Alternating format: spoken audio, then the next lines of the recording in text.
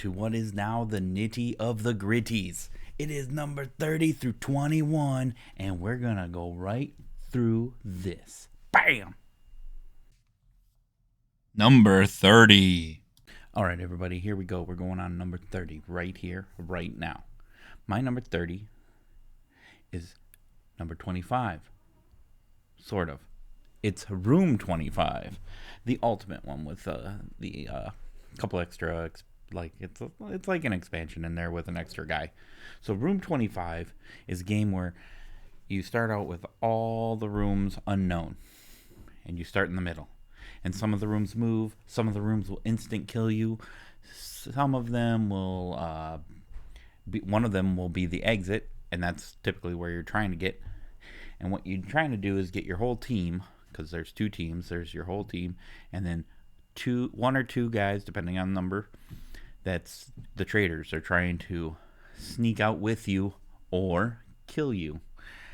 So what they're going to do is you're going to move from room to room. One person's going to move at a time, and you're going to go into a room and discover it. And some of these rooms will move. There's certain ways that rooms will move and shift. So things are going to be shifting, and it's like I believe it's a 4x4, or is it 5x5? It's either 4x4 or 5x5. And you go into a room, and the rooms can shift, and there's green rooms, which are good for you. There's nothing bad in them.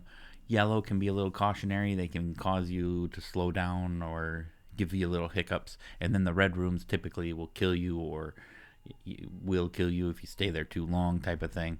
There's like one room that if you go into, you're just instantly dead. So you're trying to avoid those rooms, obviously.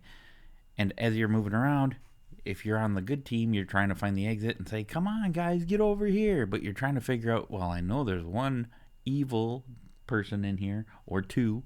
You don't really, you know when you play, but so you're trying to keep them away and trying to figure out who they are. So you don't want to necessarily give away all the information, because that can be dangerous if the evil team knows that as well.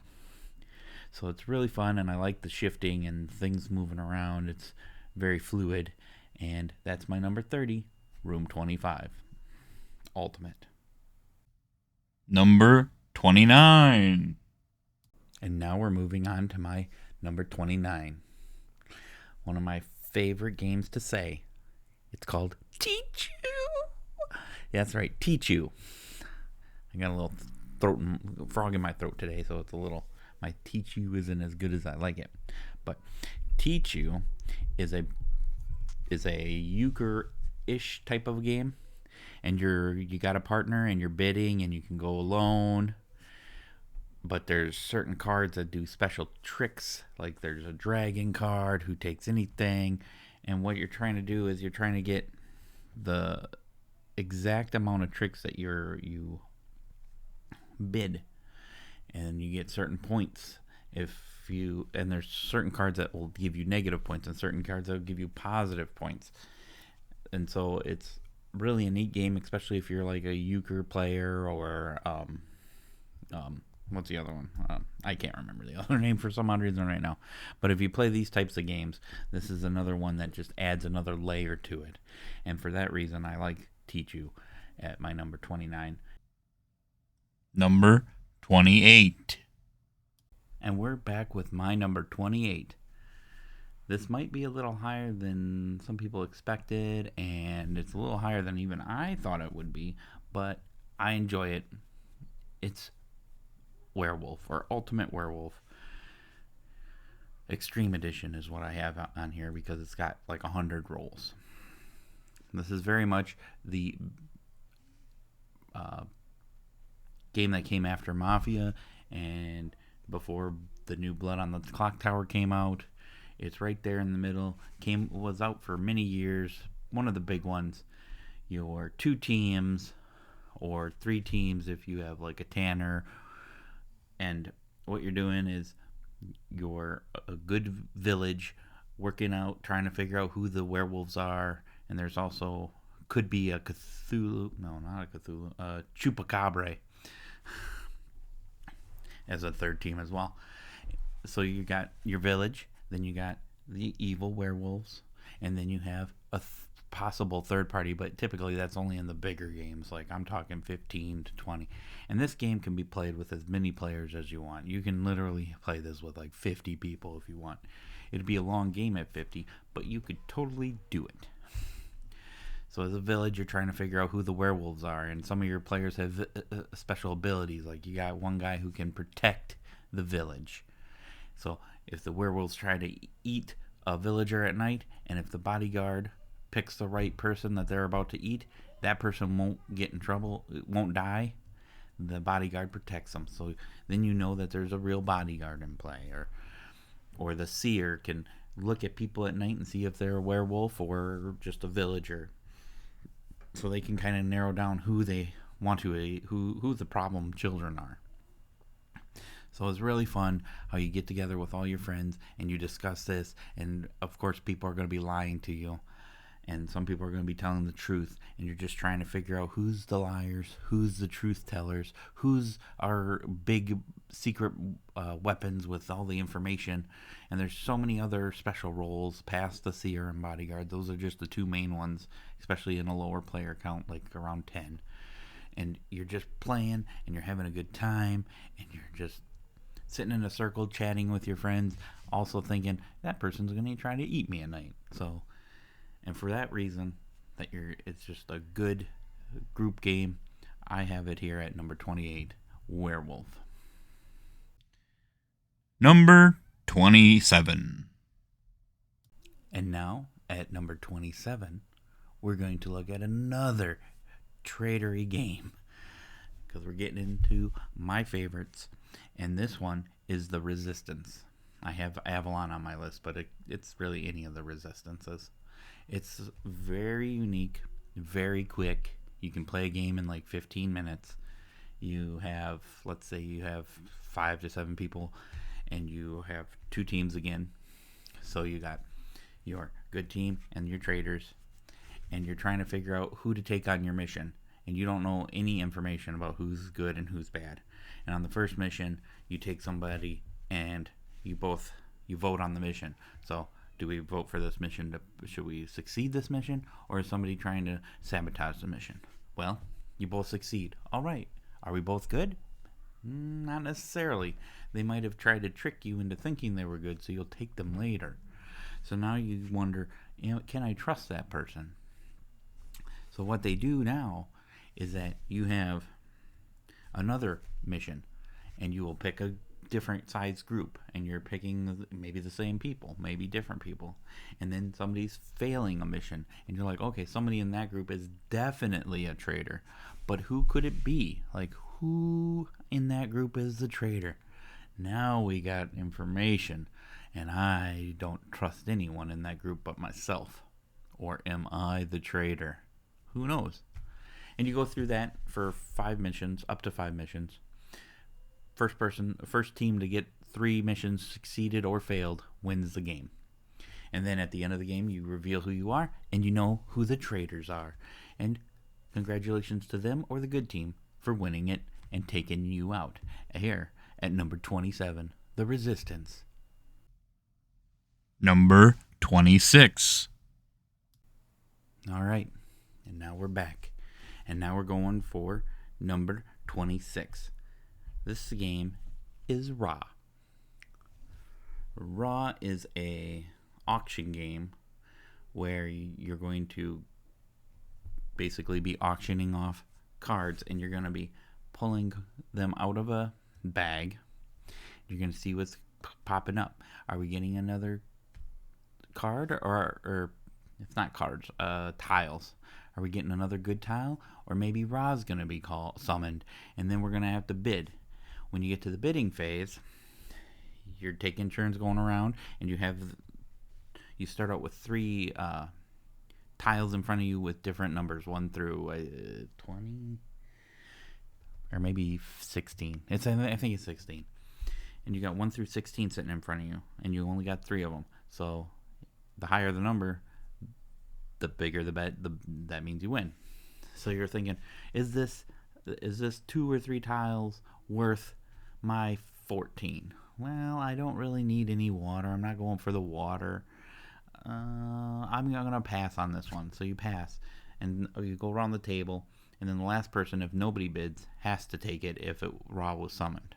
So you're gonna go through all 3 of your chips. Everybody's gonna do all their chips. Or if Ra gets summoned 7 times, then that round ends. So there's a certain aspect to it where you have to get the game done. You have to get your tiles that you want before the round ends. Otherwise, if Ra gets summoned enough times, then that round is going to end anyways. And you're going to figure out what you get for that round, and then you fill the bag, get everything set up, clean out your systems, take back your bidding chips, and you do it again. 3 rounds. You see who has the most coins at the end, and the person with the most coins is the winner. And that's my number 26, Ra. Number 25. All right, and now we're going to do number 25. Number 25 is an old game that got restored by Restoration Games, and that is Return to Dark Tower. This is not only a cool looking game, it's a co-op game. You got your app that you're working with, and it's got that really nice tower in the middle. And I think going around, this is like an RPG type of game where you're going around into caves and dungeons and working on upgrading your characters and getting enough power to go after the main character. But you can't go after him right away. You have to go through some certain quests first. So you got to do quests to get other things done, and you have to take on beasts that are around the castle area.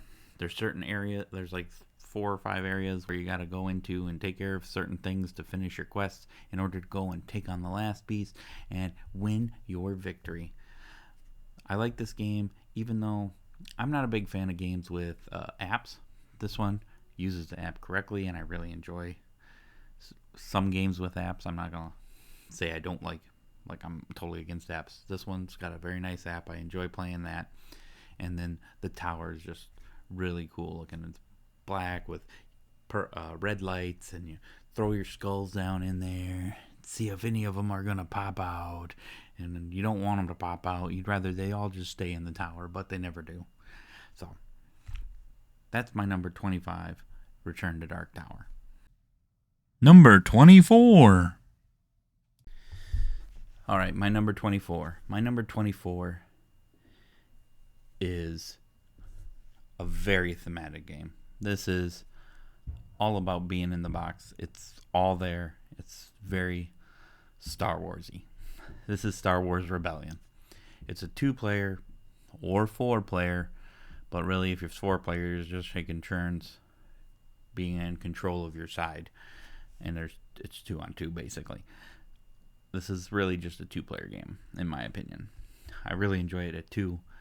So you have the Star Wars universe, you have the dark side with their empire grown already, and then you have the weaker rebels who are strong, but they need more strength because they're rebels, and there's only a small bit of them. So your base is hidden on one of the planets. I think you get to decide, if I recall, you get to decide which planet you want to hide it on after the dark side is shown where they are, and you kind of figure out where you want to. Do I want to hide near them but off to the side where they might not go, or do I want to get as far away from the dark side as possible to start? And there is one opportunity in the game to move your base if they really are coming after you and you need to get out of there. So you do have that opportunity, possibly, but it's not a guarantee. But I like it because it's really Star Wars-y, and you're fighting out in space. You got your ships, and you got your land units, and the Death Star is coming, and you do not want to deal with the Death Star if he gets full power. So it's really neat. You're working through the deck, trying to get all the cool stuff that you need to destroy the Death Star and destroy as much of the dark side as you can and win it for the rebels and Luke Skywalker. And that is my number 24, Star Wars Rebellion. Number 23. And my number 23 is Twilight Imperium 4th Edition. I've only gotten to play this 2 or 3 times now, but it's a really fun all-day event. This is a very long game. I don't think you can get it done in under 6 hours. I mean, maybe you can, but that's real pushing it, at least if you're playing to 10 points.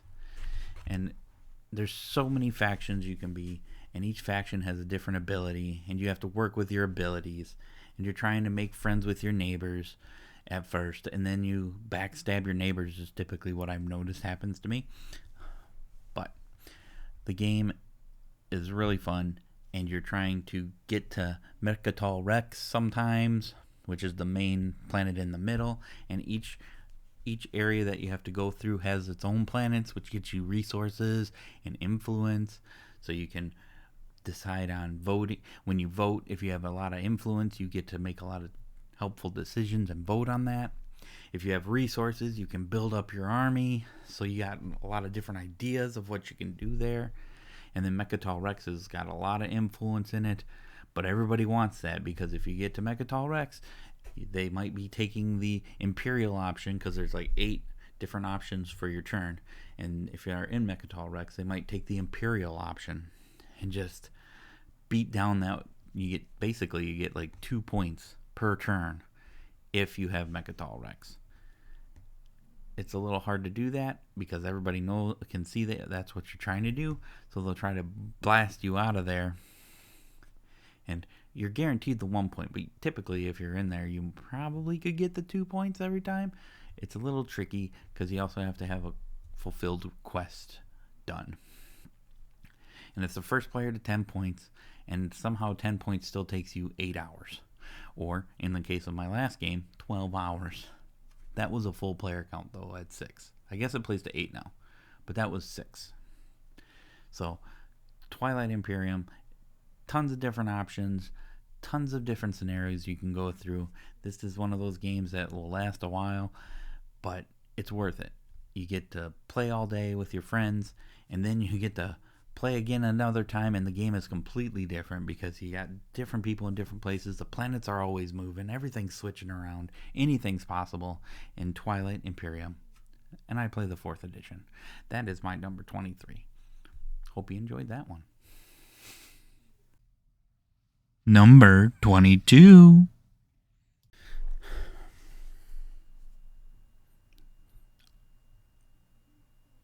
All right, and now we're on to 22. 22 is another racing game that I play, and I really like the fact that this one is Thunder Rolls. So you got Thunder Rolls, you roll some dice, you decide what you're going to do with your dice, and there's like 6 different areas that you can put them on. You got a pit chief, you got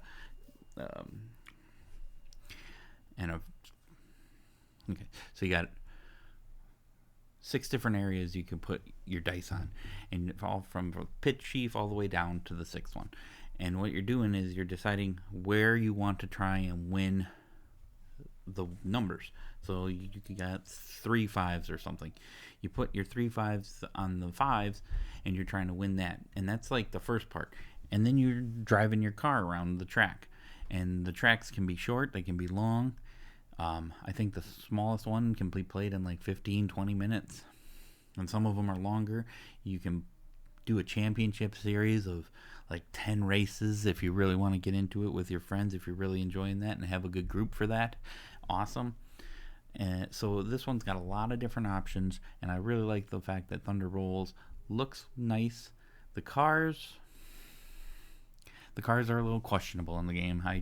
I have Hot Wheels that I use instead. Maybe if I painted the cars, they would look pretty nice. But I feel like the cars are a little chintzy, to be honest. But outside of the cars, I think it's a quality game, and it's fun if you like racing games. And it can be quick, it can be super long, it can take you days if you want to go through the championship series that I talked about. So you have a lot of options, and that's what makes Thunder Rolls so exciting, because you never know what you're going to get. And it's a 2-part game. You got the racing part, and then you got the action part that comes. So, I mean, there's a lot going on. You're doing your best. Change those tires if you need to, and get on going. with number 22, Thunder Rolls. Number 21. And finally, number 21. Here it is. I believe this is my favorite of the series of pandemics. This is Pandemic Iberia. This is the one with the train tracks, and you still got your pandemic going on. But I like that you get to build the train tracks so you can move faster around, and which helps you get to the pandemic and clean out the clean out the disease with the cures. And then you get to go and still do everything just like any other pandemic game, and you playing with your friends. You could run out of cards. You got so many options. This one though has the most to it, and I really enjoy playing Pandemic Iberia more than any other pandemic game. But this one's got all the I really just what sticks in my mind is that this one's got the trains, and I enjoy trains. So that one really, I think that's part of the main reason why this one is my ranked so high out of all of them. And Pandemic Iberia, I'll play it again. I'd love to play it again soon. We'll see if that happens. So yeah, I don't really know what else to say about it that you don't already know about Pandemic. A glorious game. This one, definitely my favorite of them. Number 21, Iberia. And that's it for today, folks. We made it all the way to 21 already. We only got 20 more to go, and that's going to be coming up soon. Now, I'm going to be gone here for a week, and so there won't be any. I'll put up a Blood on the Clock Tower for people to watch. That way I can keep something on the channel. But I probably won't get any more top 10s until July. In fact, I still plan on doing one more, the 20 through 11, before I go, but I probably won't get it done in time. So that'll probably come up here at the end of June. And then the top 10. Top 10's where it's at, that's the best of the best. And these are all the best. So it's the best of these. So if you thought these games were good, or some of them were good, then you're just going to see more greatness coming up. And with that said, we're going to let you go this time, and we'll see you on the next one, and keep playing those games. Goodbye, everybody.